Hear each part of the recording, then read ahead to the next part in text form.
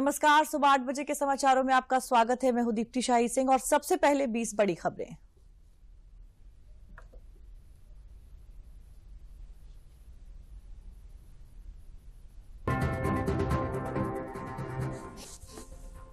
नए कानून में पहली बार की गई आतंकवाद की व्याख्या, राजद्रोह को देशद्रोह में बदला। नए कानून के तहत तय समय सीमा में होगा मामलों का निपटारा। गृहमंत्री ने कहा कि इन कानूनों का मकसद दंड देना नहीं बल्कि न्याय दिलाना है।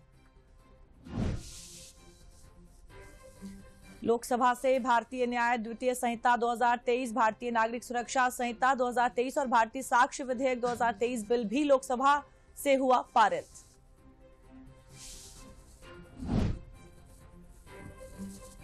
राज्यसभा सभापति की मिमिक्री मामले में पीएम मोदी ने उपराष्ट्रपति से फोन पर की बात। प्रधानमंत्री नरेंद्र मोदी ने कहा कि विपक्षी सांसदों का व्यवहार दुर्भाग्यपूर्ण।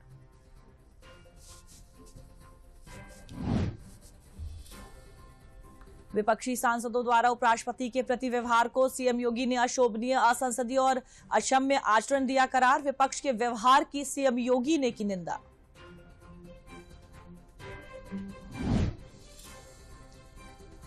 लोकसभा से 2 और सांसद हुए निलंबित। सांसद एम आरिफ और सी थॉमस को किया गया निलंबित।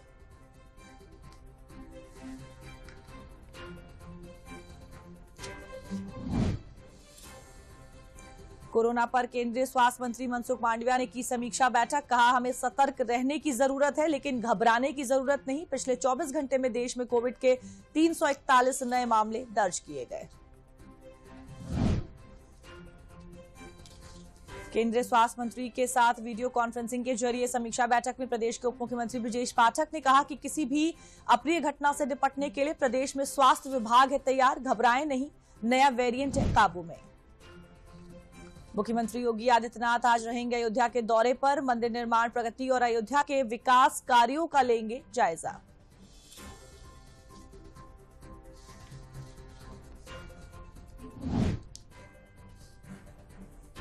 अयोध्या के मंदिर में दर्शन पूजन के लिए मार्गों पर निर्देश पट्टिकाएं लगाए जाने के दिए गए निर्देश। श्रद्धालुओं की सहूलियत के लिए तमिल, तेलुगु जैसी भाषाओं में लगाई जाएंगी पट्टिकाएं।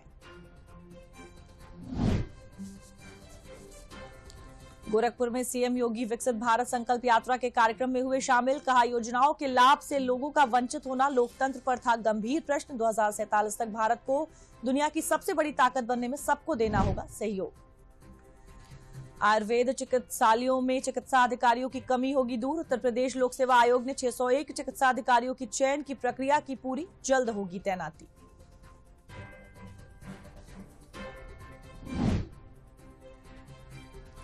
लोक निर्माण विभाग ने सड़क निर्माण से जुड़े अभियंताओं को रात में अपने क्षेत्र की सड़कों का निरीक्षण करने का दिया निर्देश। दुर्घटनाएं रोकने के लिए चिन्हित किए जाएंगे ब्लैक स्पॉट।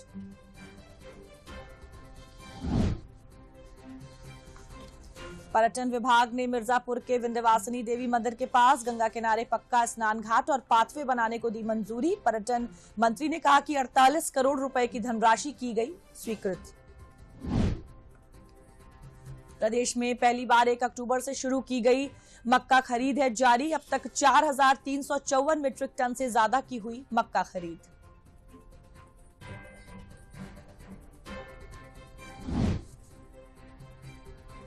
गाजियाबाद में सांसद सांस्कृतिक समागम 2023 का आयोजन किया गया। गाजियाबाद से सांसद एवं केंद्रीय मंत्री वीके सिंह ने कहा, इस तरह के कार्यक्रम हमारे आने वाली पीढ़ी की प्रतिभाओं को आगे बढ़ाने में कारगर साबित होंगे।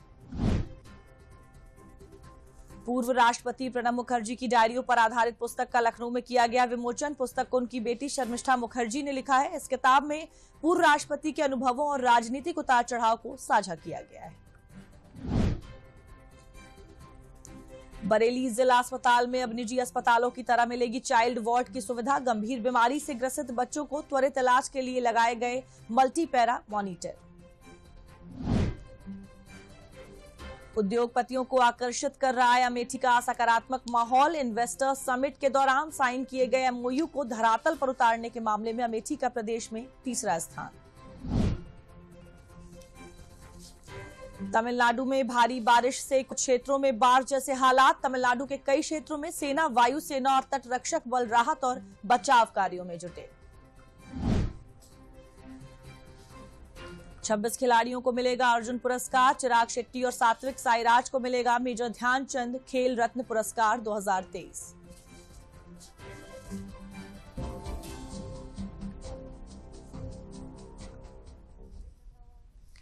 और अब समाचारों का रुख विस्तार से करते हैं। बुधवार को संसद में उपराष्ट्रपति के अपमान का मुद्दा छाया रहा। संसद सत्ता पक्ष सड़क से लेकर संसद तक इस मुद्दे पर आक्रामक था, तो वहीं विपक्ष के लिए जवाब देना भारी पड़ रहा था। बीजेपी उपराष्ट्रपति के मामले पर प्रदर्शन कर रही है और ममता बनर्जी से माफी की मांग कर रही है।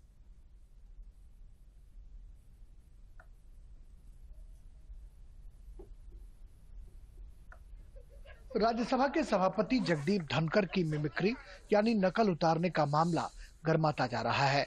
राष्ट्रपति द्रौपदी मुर्मू ने कहा है कि संसद में जिस तरह से जगदीप धनखड़ को अपमानित किया गया उससे वह निराश हुई हैं। लोकसभा स्पीकर ओम बिरला ने राज्यसभा के सभापति जगदीप धनखड़ से बकायदा मुलाकात की।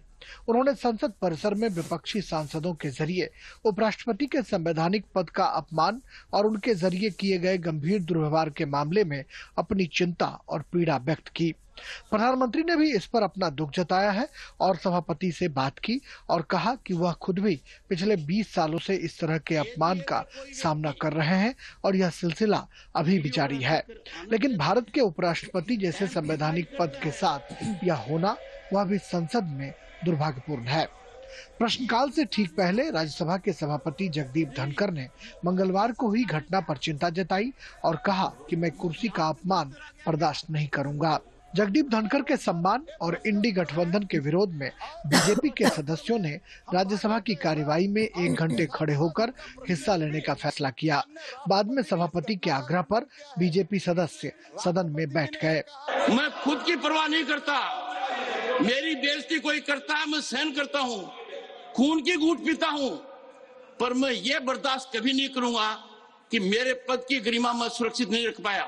उपराष्ट्रपति का अपमान नहीं सहेगा हिंदुस्तान और संविधान का अपमान नहीं सहेगा हिंदुस्तान पर। इस विवाद पर केंद्रीय मंत्री अनुराग सिंह ठाकुर ने बयान देते हुए कहा है कि उपराष्ट्रपति का अपमान नहीं सहेगा हिंदुस्तान। ये न केवल उपराष्ट्रपति जी का अपमान किया है बल्कि एक बड़े समुदाय का अपमान किया, जिनको अवसर मिला। देश में अगर देखा जाए राष्ट्रपति जी के बाद उपराष्ट्रपति जी का पद आता है और उसको भी अपमानित करने में कांग्रेस ने और सहयोगी दलों ने कोई कसर नहीं छोड़ी। इस मुद्दे पर भारतीय जनता पार्टी की महिला सांसदों ने संसद परिसर में गांधी प्रतिमा के पास जोरदार प्रदर्शन किया। उपराष्ट्रपति के खिलाफ जिस तरीके से मिमिक्री करके कल्याण बनर्जी ने एक वीडियो बनाई और उस वीडियो में उनको अपमानित करने की कोशिश की, इसको लेकर बीजेपी की जो महिला सांसद हैं वो बहुत आक्रोशित है और ममता बनर्जी से भी माफी की मांग कर रही हैं। जिस तरीके से उपराष्ट्रपति जी का ये कल्याण जी ने और खुद राहुल गांधी वीडियो बना के ये अपमान किया, ये उपराष्ट्रपति जी का नहीं लोकतंत्र की हत्या की है। उनकी मंशा तो इतनी खराब थी और उससे भी खराब मंशा राहुल गांधी की थी जो वीडियो बना रहे थे। उन्होंने कहा कि मैं तो केवल मिमिक्री कर रहा था। देखिए, और ये एक कला है, अगर ये कला है और आप मिमिक्री कर रहे हैं तो क्यों आप सांसद पद पर बने हुए हैं? आप सांसद पद से त्यागपत्र देकर केवल अपनी कला का ही प्रदर्शन करें, आप मिमिक्री करें। 21 दिसंबर को कल भारतीय जनता पार्टी किसान मोर्चा के कार्यकर्ता पूरे देश भर में किसान समाज के साथ घमंडिया गठबंधन का और राहुल गांधी का पुतला दहन का कार्यक्रम कल करेंगे। इधर ताजा घटनाक्रमों पर टीएमसी सांसद कल्याण बनर्जी ने सफाई दी है। I have said already I did not want to hurt anyone's mind. I have great respect to everyone. I am having a respect also to the Honorable Vice President, Honorable President, each and every one, all the who are holding the constitutional post. दरअसल संसद से विपक्षी सांसदों के निलंबन के विरोध में मंगलवार को संसद भवन परिसर में मॉक कार्यवाही का आयोजन किया गया। इस दौरान तृणमूल कांग्रेस के सांसद कल्याण बनर्जी ने सभापति जगदीप धनखड़ की मिमिक्री की। जिस वक्त बनर्जी ऐसा कर रहे थे उस वक्त कांग्रेस सांसद राहुल गांधी वीडियो बना रहे थे। इस दौरान बाकी विपक्षी सांसदों को भी ठहाके लगाकर हंसते हुए देखा गया। बनर्जी की इस हरकत के लिए चारों ओर आलोचना हो रही है। भारतीय दंड संहिता और उससे जुड़े 2 कानूनों के स्थान पर नए कानून लाए गए। भारतीय न्याय द्वितीय संहिता, भारतीय नागरिक सुरक्षा द्वितीय संहिता, भारतीय साक्ष्य द्वितीय संहिता विधेयक को लोकसभा ने पारित कर दिया है। और इस चर्चा को जवाब देते हुए गृह मंत्री अमित शाह ने कहा कि नए कानूनों का उद्देश्य दंड के साथ साथ न्याय सुनिश्चित करना है।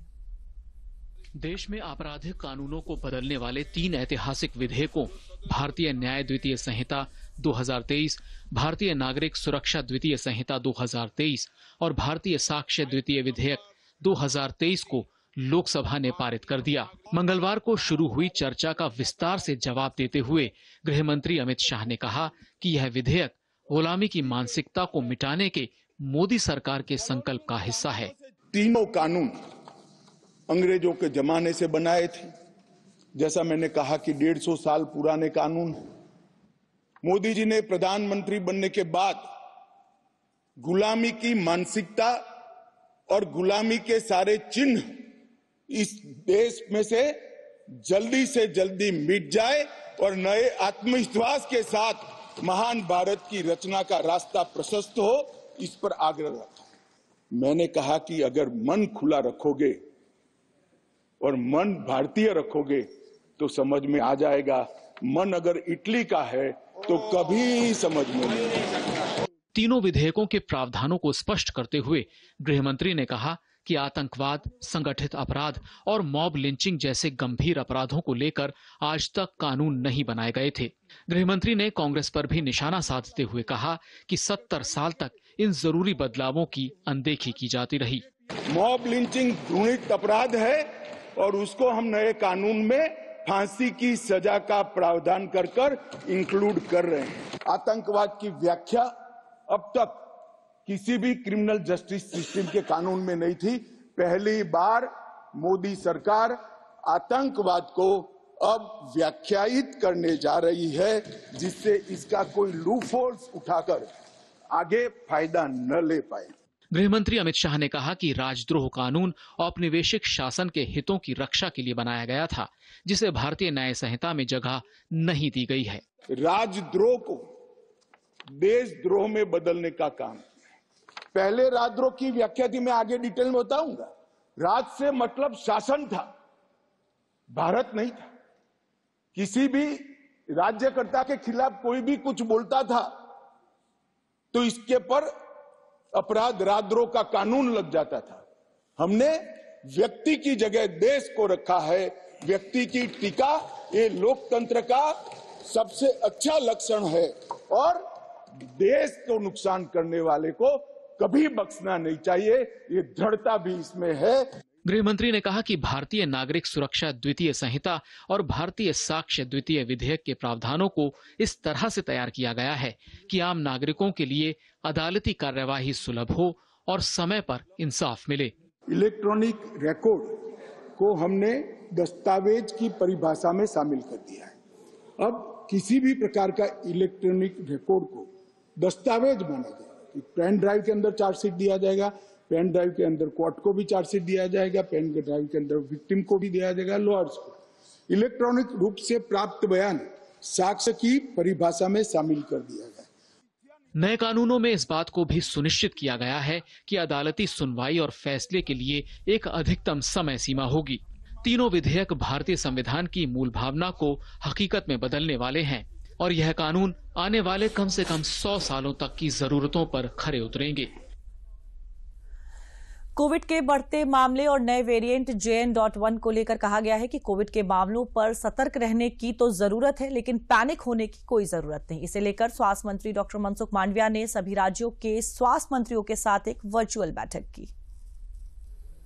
कोविड के बढ़ते मामले और नए सब वेरिएंट JN.1 को देखते हुए स्वास्थ्य मंत्री डॉक्टर मनसुख मांडविया ने बुधवार को सभी राज्यों के स्वास्थ्य मंत्रियों के साथ वर्चुअल बैठक की। बैठक में नीति आयोग के सदस्य डॉक्टर VK पॉल, ICMR के DG सहित सभी वरिष्ठ अधिकारी मौजूद रहे। बैठक में केंद्रीय स्वास्थ्य मंत्री ने कहा कि कोविड के नए सब वेरिएंट JN.1 से सतर्क रहने की जरूरत है, लेकिन घबराने की जरूरत नहीं है। उन्होंने कहा कि हर 3 महीने में एक बार सभी अस्पताल मॉक ड्रिल करें। इसके साथ ही केंद्रीय स्वास्थ्य मंत्री डॉक्टर मनसुख मांडविया ने राज्यों को केंद्र की तरफ से पूरी सहायता का आश्वासन भी दिया। स्वास्थ्य मंत्रालय के मुताबिक ज्यादातर मरीजों में मामूली लक्षण दिखाई दे रहे हैं और 90% मरीज घर पर ही स्वस्थ हो रहे हैं। कोविड-19 अभी गया नहीं है, ये वायरस घूम रहा है, अपना स्वरूप बदलता है। हो सकता है कि यही स्वरूप इसका रहेगा माइल्ड, कोई लाइवलीहुड हमारी नॉर्मल प्रक्रिया पे असर नहीं पड़ना चाहिए, यही उम्मीद है, लेकिन हमारी तैयारी पूरी होनी चाहिए। JN1 का नए वेरिएंट का जो प्रकोप आया है उसके विरुद्ध में भारत सरकार भी चिंतित है, हमारी सरकार भी चिंतित है और हम लोग दोनों सरकार मिलकर इस वेरिएंट के विरुद्ध में मजबूती से कदम उठाएंगे। Variant has been JN.1 variant has been around for almost few months now across the world, and there's no need to panic. It's a subvariant of the Omicron. So just keep testing more. Karnataka is now the highest in India in number of tests the last 24 hours. So we have a target of increasing it to 5,000 by Saturday. इससे पहले केंद्र ने राज्यों और केंद्र शासित प्रदेशों को लगातार निगरानी बनाए रखने के लिए कहा था। साथ ही राज्यों को अधिक संख्या में RT-PCR टेस्ट सहित पर्याप्त परीक्षण सुनिश्चित करने और पॉजिटिव नमूनों को जीनोम सीक्वेंसिंग के लिए प्रयोगशालाओं में भेजने की सलाह भी दी थी। देश में कोविड के अभी 2300 सक्रिय मामले हैं। वहीं कोरोना के सब वेरिएंट JN1 के देश में अभी 21 मामले हैं। वहीं बीते 2 हफ्तों में कोविड से 16 लोगों की मौत हुई है। कोविड का नया सब वेरिएंट अभी 40 देशों में पैर पसार चुका है। सरकार की ओर से कोविड की स्थिति पर बारीकी से निगरानी रखी जा रही है। वहीं विश्व स्वास्थ्य संगठन ने कोरोना के नए सब वेरिएंट JN1 को वेरिएंट ऑफ इंटरेस्ट बताया है। गोरखपुर में भारतीय जनता पार्टी के राष्ट्रीय अध्यक्ष जगत प्रकाश नड्डा और मुख्यमंत्री योगी आदित्यनाथ ने विकसित भारत संकल्प यात्रा कार्यक्रम में विभिन्न योजनाओं के लाभार्थियों को प्रमाण पत्र वितरित किया।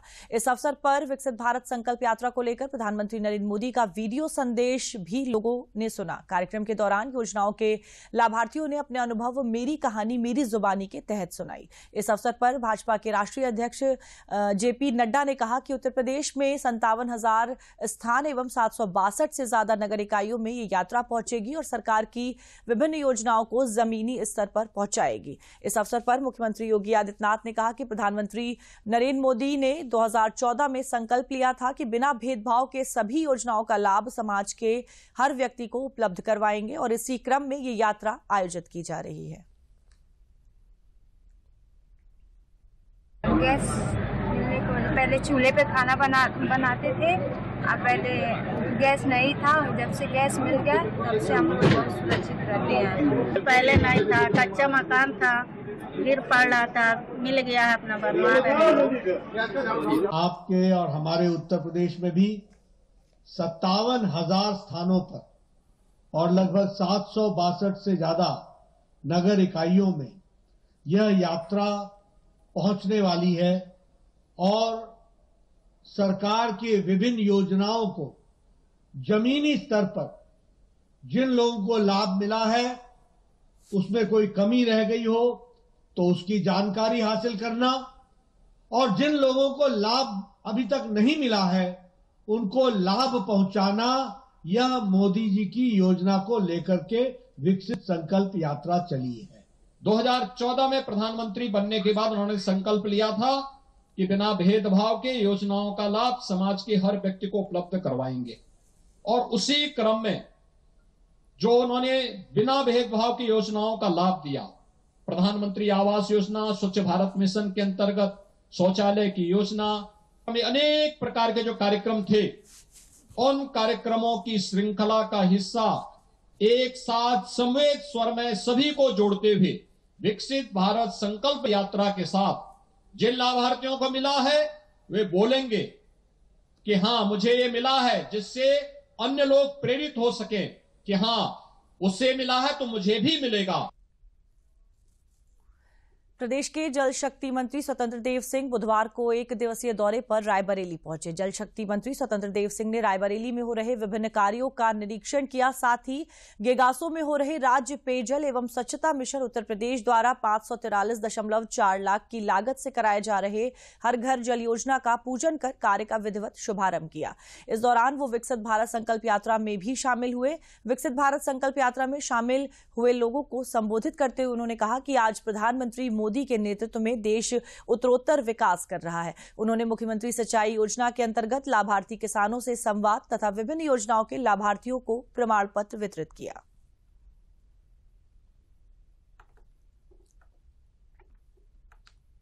मेरी मम्मी को उज्ज्वला गैस सिलेंडर का लाभ मिला है, जिससे अब हमें खाना बनाने में आसानी होगी।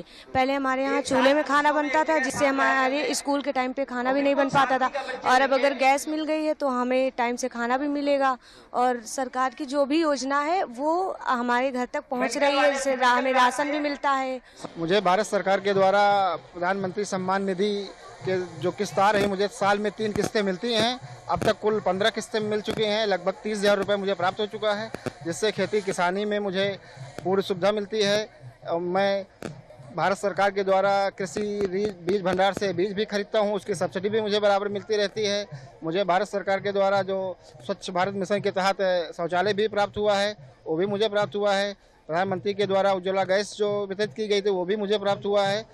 हमारा कॉलोनी मिल गई है वही, और गैस भी मिल गई है, बिजली को वह भी मिल गया है वही, राशन मिल रही है वही बढ़िया से नहीं। और हमें आवास मिली है मोदी जी की तरफ से। हमारा कच्चा मकान था, अब पक्का हो गया। हमारे बच्चे भी सुरक्षित हैं, हम भी सुरक्षित हैं, और राशन भी मिलता है।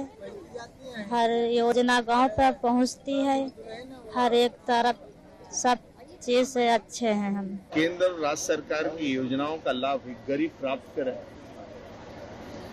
देश के सभी गांव में और गरीब तक कैसे हम लोग पहुंचे। सरकार संगठन यानी लाभ जिन लोगों को मिल चुका है और जिनको लाभ नहीं मिला है, उसको भी लाभ से वंचित न रहे, इसलिए उसके दरवाजे तक लोग पहुंचकर उसकी कार्ड, उसकी योजनाओं का लाभ जो सरकार को प्राप्त करे। इसलिए हम लोग इस गांव में, रायबरेली के इस छोटे से गांव में हम लोग आए हैं आज। भारतीय पशु चिकित्सा अनुसंधान संस्थान इज्जतनगर बरेली में 3 दिवसीय वेटनरी पैथोलॉजी कांग्रेस 2023 का आयोजन किया जा रहा है। पालतू पशुओं एवं कुक्कुटों के उदयीमान रोगों के निदान एवं नियंत्रण विषय पर आयोजित इस पैथोलॉजी कांग्रेस में देश भर के 250 से ज्यादा वैज्ञानिक प्रतिभाग कर रहे हैं। इस सिंपोजियम में 8 तकनीकी सेशन में पशुओं और कुक्कुटों के गंभीर रोगों में हुए अनुसंधान एवं निदान पर शोध प्रस्तुत किए जाएंगे और देश भर के वैज्ञानिक अपने अपने अनुभव भी साझा करेंगे। तमिल एनिमल एवं वेटनरी साइंसेज यूनिवर्सिटी चेन्नई के वैज्ञानिक डॉक्टर सी बालाचंद्रन ने बताया कि इस कार्यक्रम के माध्यम से पशुपालन और कुक्कुट पालन में होने वाली बीमारियों के नियंत्रण में सहायता मिलेगी।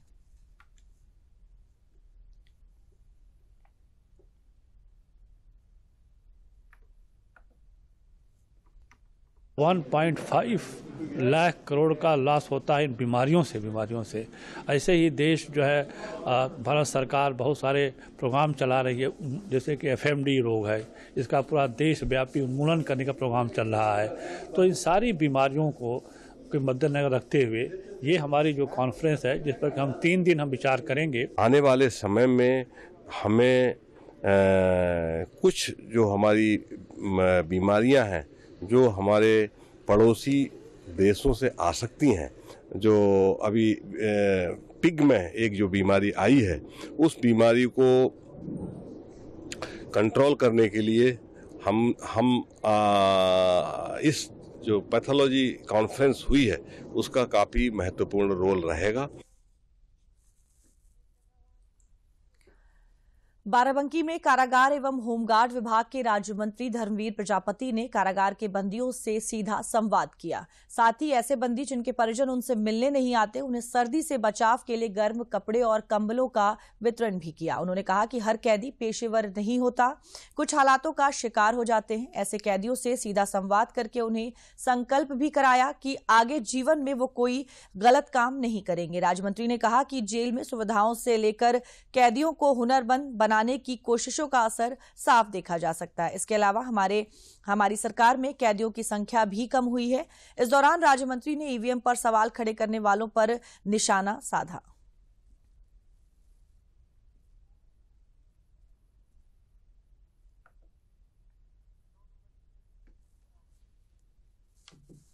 जेलों में कौशल विकास से सभी जेलों को हमने जोड़ा है, एमी से जोड़ा है और कैदियों से भी हमने कहा है, जिसमें नौजवान लड़के थे उनसे भी कहा है कि आप सभी लोग काम सीखिए, क्योंकि जब व्यक्ति जेल में आ जाता है और जेल से बाहर जाता है तो जल्दी से रोजगार उसे कोई रोजगार देता नहीं है।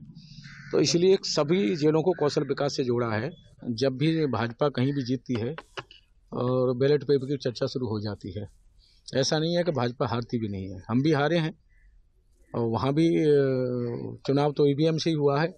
विपक्ष की हम बात करें तो प्रदेश में कहीं नज़र नहीं आता, घर में बैठ करके या ऑफिस में बैठ करके, एसी में बैठ करके कभी दल नहीं चलते, कभी जनता आशीर्वाद नहीं देती। जनता के बीच में जाना पड़ता है और जनता का आशीर्वाद लेना पड़ता है।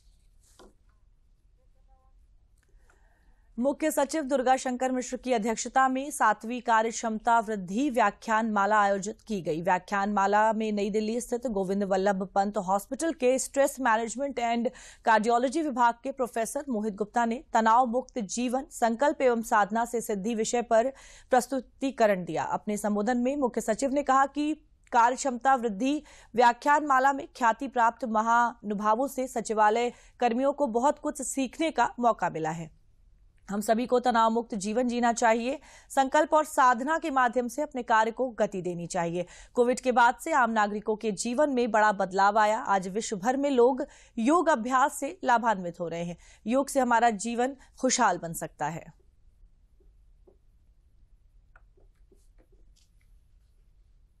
इन सब ने हम सबको कैसे हम लोग अपने जीवन में क्या करें जैसे हमारी कार्य क्षमता में वृद्धि हो जाए, हमारी भी, हमारे परिवार की। और इसीलिए व्याख्यान माला प्रारंभ किया गया, जिसको मैं समझता हूं बहुत सारे परिवार के लोग या बहुत सारे हमारे सचिवालय के परिवार कर्मी जो यहाँ नहीं आ सके किसी कारण से, वो अपने कमरे में बैठे हुए यूट्यूब पे या ट्विटर पे सुन रहे हो, और फिर भी अगर मिस कर गए होंगे तो ये सारा चीज रिकॉर्डेड है। ये हमारे सचिवालय एडमिनिस्ट्रेशन के उनके वेबसाइट पे भी चला जाएगा और ये सबको उपलब्ध होगा कि आप फुर्सत में भी सुन सकते हैं। कई बार सब चीजों को एक बार सुनने से सारी बातें स्पष्ट नहीं होती, लेकिन जब दोबारा आप डॉक्टर मोहित गुप्ता की कहानी सुनेंगे कि कैसे एक मुश्किल सी घड़ी से निकल करके जहां जीवन का अंत सा नजर आ रहा था, उन्होंने उसको इतनी बड़ी अवसर बना करके वहां से कितना आगे बढ़ गए। कैसे उन्होंने किसी जो आदमी अपने जीवन को खत्म करने जा रहा था, मियां बीवी के बीच में टकराव को लेकर के वो दोनों खत्म होने जा रहे थे, उसको कैसे एक नई जिंदगी दी। ऐसी तमाम सारी कहानियों को आप दोबारा सुनना चाहिए। और समाचारों में मेरे साथ फिलहाल के लिए इतना ही। 10 बजे के समाचारों में आपसे फिर मुलाकात होगी। नमस्कार।